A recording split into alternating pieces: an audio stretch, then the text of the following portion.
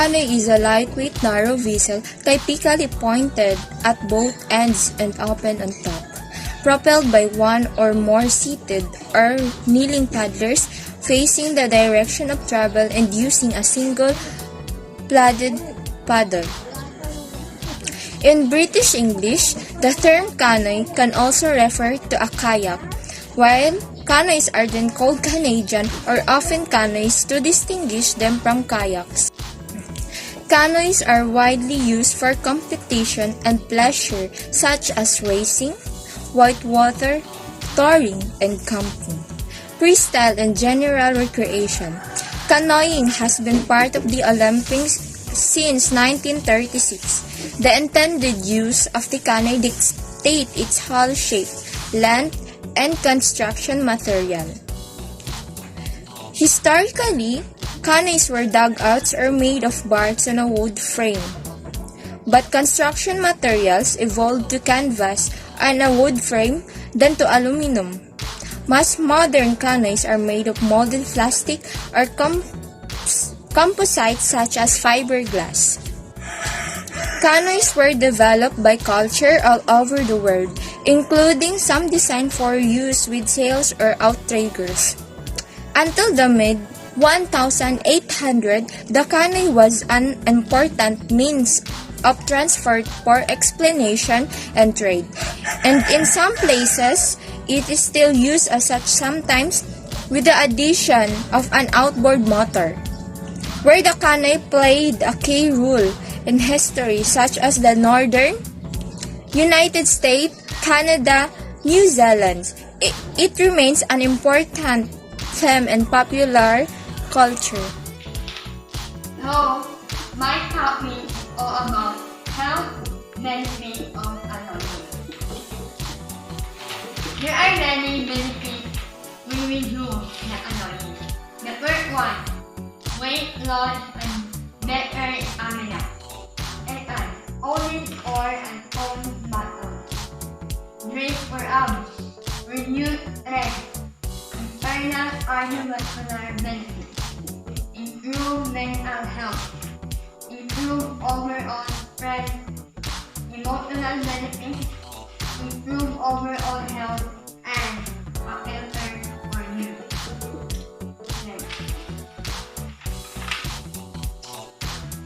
Canoeing is a low-impact activity that can improve our aerobic fitness, strength, and flexibility. Improve cardiovascular fitness, increase muscle strength, particularly the back, arm, shoulder, and chest, or moving the paddle. Increase leg strength and the strength of a power alloy or kayak comes mainly from rotating the torso and applying pressure with your legs. Reduce leg wear and tear on joints. And keep your feet adding low impact of activity. Another benefit of canoeing. This can be an exercise outing with friends or family with completed two things at the same time. First, relationship building and working out. Being outside and enjoying the nature and adding bonus for many. Canoeing is a great outdoor ground exercising in a crowded working out room day. Plus, if you're in the sun, then you can also get a healthy natural dose of vitamin C. Next, we have you can also burn a few calories while canoeing. A 175-pound individual burns approximately 357 calories per hour of calories at the rate of 2 miles per hour. Tips for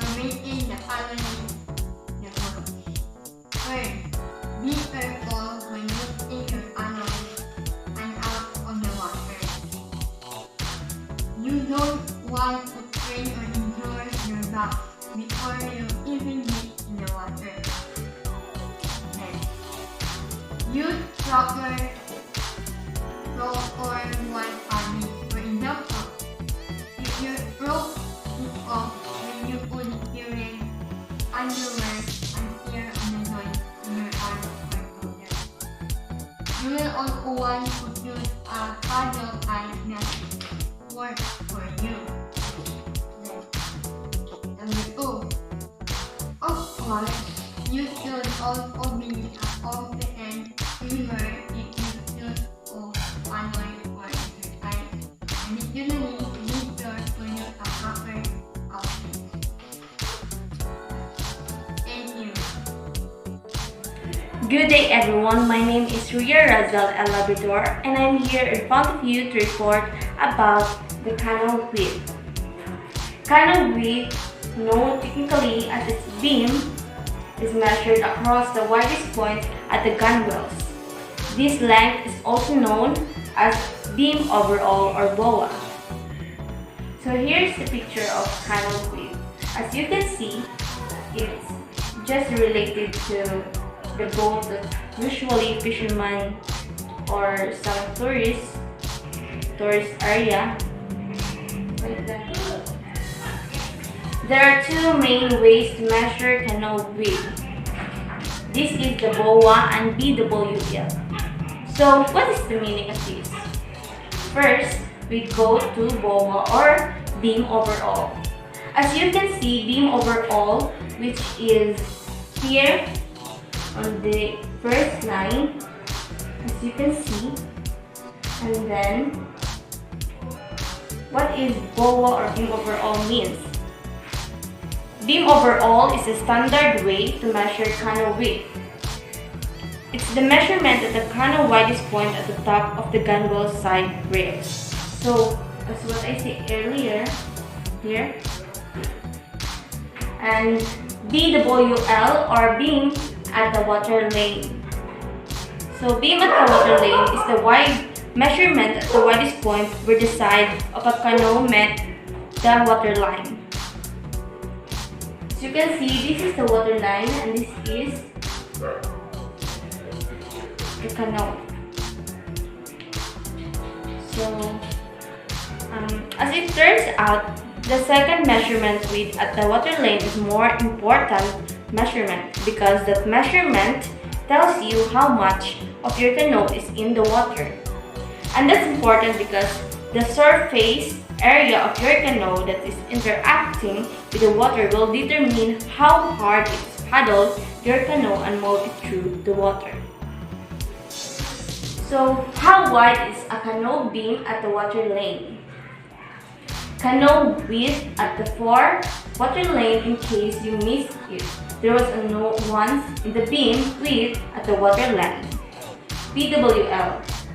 Manufacturers have standardized on a way to help you understand the true width and practical width of any given canoe and the maximum capacity rating. So, the maximum capacity rating is simply how much weight a given canoe can safely carry and still float well and paddle relatively easily. And at maximum capacity, the weight of a canoe is measured as at the fore feet or water lane. So, notice how wide the canoe is at the water lane versus how wide it is at the fore water lane. As you move from the gunwales to the fore water lane measurement, this suggests that canoe shape is more rounded and thus may not be as side-to-side stable as the old town. So why canoe width matters, how wide a canoe is directly affects it. So here is the answer of this question. Carrying capacity, the total weight of passenger, gear, paddles, etc. that a canoe will support and still be able to safely float and paddle. Second is stability. This is more important because the ability of your canoe to resist side-to-side tipping, rolling, or sizing. And the third is paddling speed. Paddling speed, how quickly a canoe can be paddled through the water. And lastly is best use. The type of water that a given canoe excels at handling: calm, lake, river, rapids, or rough waves. So that's how wide canoe is directly affects it. So let's go to standard canoe with example. As you can see here in the picture, let's compare the width of two standard canoes as an example. Remember, standard canoe is roughly 34-37 inches wide, and these two canoes fall right into the measurement. So this is a canoe, example of canoe. This is the Old Town Canoe Saranac 146 width. This is the picture. As what you have seen here, this is the Old Town Canoes Saranac. So width or BOA is 36 inches or 91.4 centimeter. Width at 4 water lane or BWL 36 inches or 91.4 centimeter. The weight and capacity is 750 lbs or 340.2 kilograms. And the length is 14-6 or 442 centimeters. So again, this is the Old Town Canoe Saranac.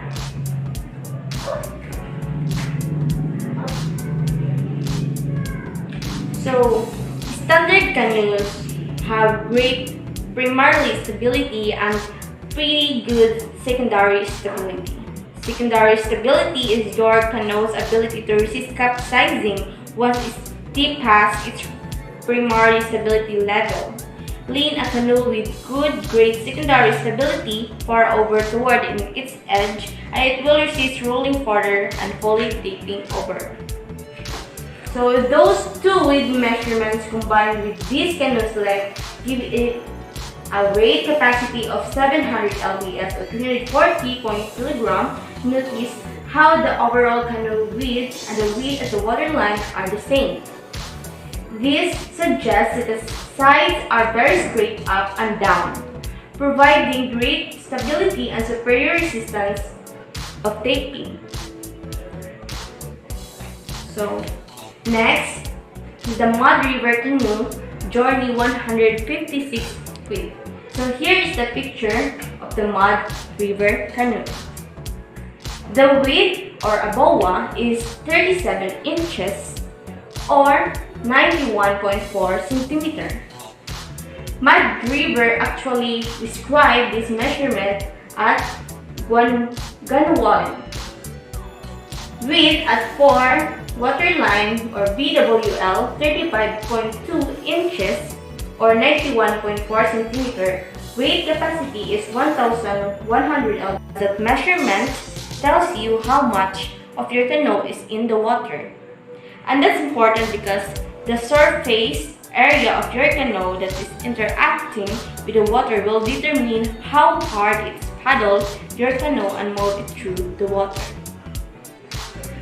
So, how wide is a canoe beam at the water lane? Canoe width at the 4 water lane, in case you missed it. There was a note once in the beam width at the water line. BWL. Manufacturers have standardized on a way to help you understand the true width and practical width of any given canoe and the maximum capacity rating. So, the maximum capacity rating is simply how much weight a given canoe can safely carry and still float well and paddle relatively easily. And at maximum capacity, the weight of a canoe is measured as at the 4 feet or water lane. So, notice how wide the canoe is at the water lane versus how wide it is at the 4 water lane. As you move from the gunwales to the 4-water lane measurement, this suggests that canoe shape is more rounded and thus may not be as side-to-side stable as the old town. So why canoe width matters, how wide a canoe is directly affects it. So here is the answer of this question. Carrying capacity, the total weight of passenger, gear, paddles, etc. that a canoe will support and still be able to safely float and paddle. Second is stability. This is more important because the ability of your canoe to resist side to side keeping, rolling, or capsizing. And third is paddling speed. Paddling speed, how quickly a canoe can be paddled through the water. And lastly is best use. The type of water that a given canoe excels at handling: calm, lake, river, rapids, or rough waves. So that's what how wide canoe is directly affects it. So let's go to standard canoe with example. As you can see here in the picture, let's compare the width of two standard canoes as an example. Remember, standard canoe is roughly 34-37 inches wide, and these two canoes fall right into the measurement. So this is a canoe, example of canoe. This is the Old Town Canoe Saranac 146 width. This is the picture. As what you have seen here, this is the Old Town Canoe Saranac. So width or BOA is 36 inches or 91.4 centimeter. Width at 4 water lane or BWL 36 inches or 91.4 centimeter. The weight and capacity is 750 lbs or 340.2 kilogram. And the length is 14-6 or 442 centimeter. So again, this is the Old Town Canoe Saranac.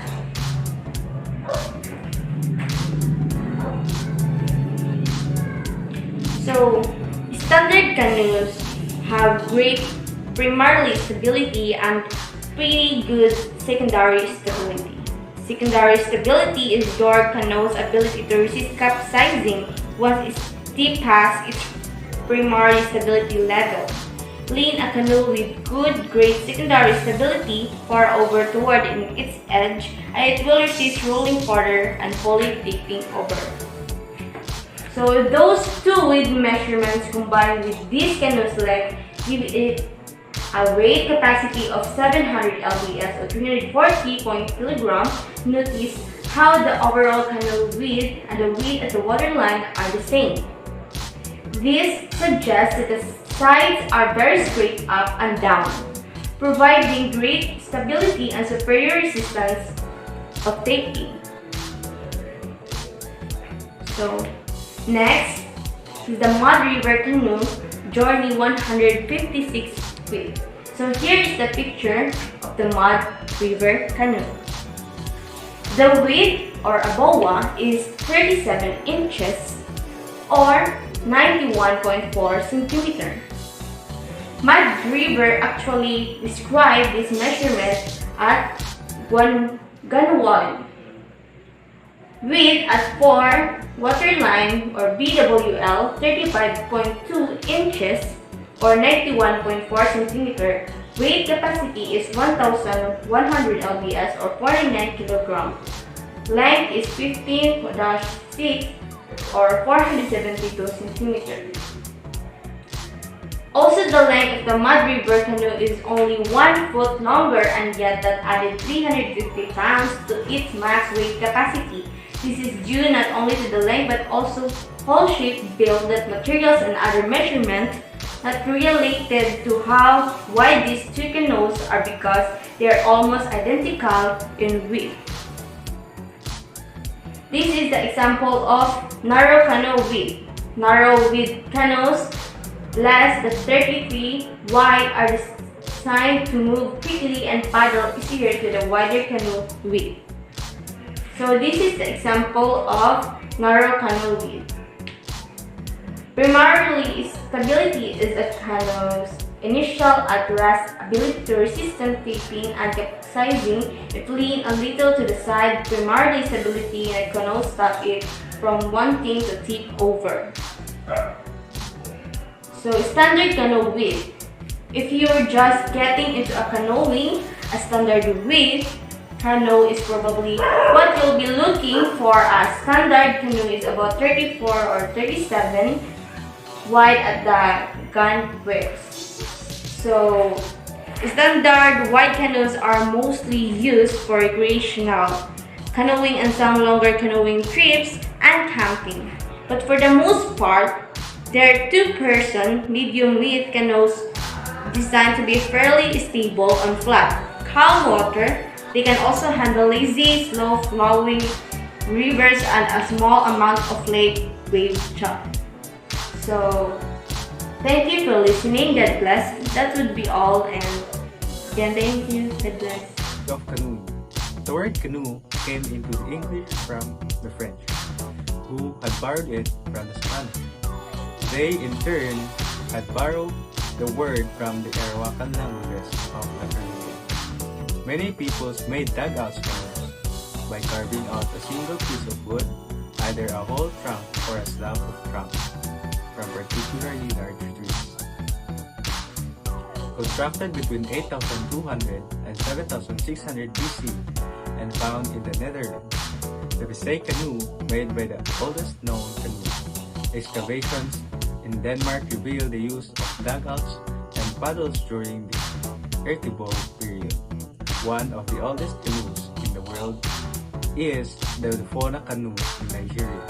It is the oldest boat to be discovered in Africa and the third oldest known worldwide. The canoe is currently in the Maturu, the state capital. Canoes have also played a very vital role of colonization. Pre-Columbian Caribbean, as they represented the only possibility of reaching the Caribbean islands from mainland South America. Around 3,500 BC, ancient Amerindians group colonized the first Caribbean islands using the single-view canoes. Only very few pre-Columbian Caribbean canoes has been uncovered. There are several families of trees that could have been used to construct Caribbean canoes. These include woods of the mahogany family, such as the Cuban mahogany, that can reach heights of 30 to 35 meters. The Ceiba family, such as Ceiba pentandra, that can grow up to 60 to 70 meters tall. And the Cedar family, such as Red Cedar, that can grow up to 60 meters in height. It is likely that these canoes were built in a variety of sizes, ranging from fishing canoes holding one or a few individuals to larger ones to carry as many as few dozen of people that could have been used to reach the Caribbean islands from the mainland.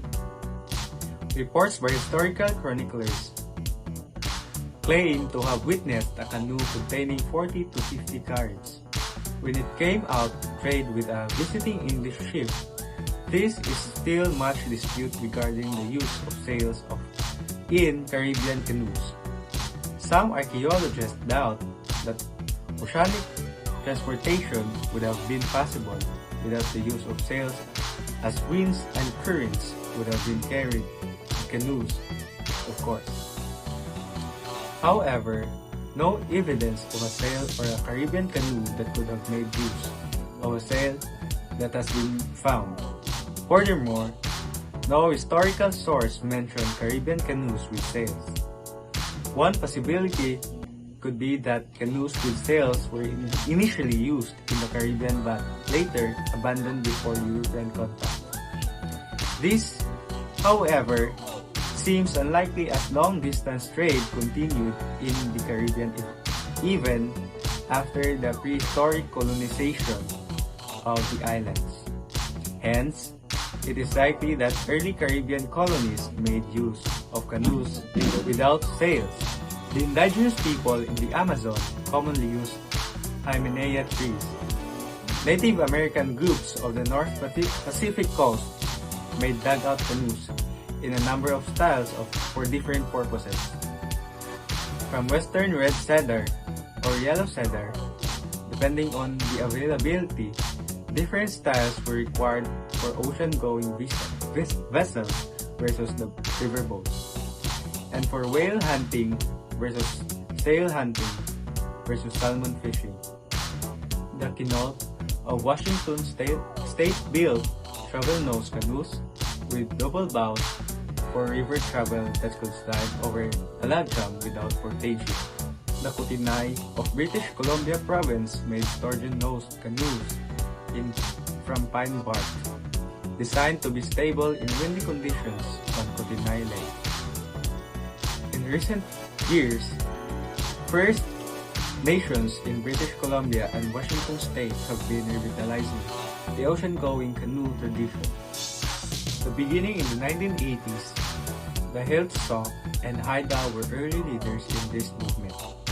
The paddle to Expo 86 in Vancouver by the Hilltop, and the 1989 paddle to Settle were early instances of this.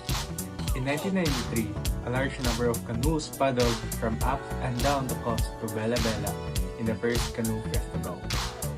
The revitalization continued, and tribal journeys began with trips to various communities held most years.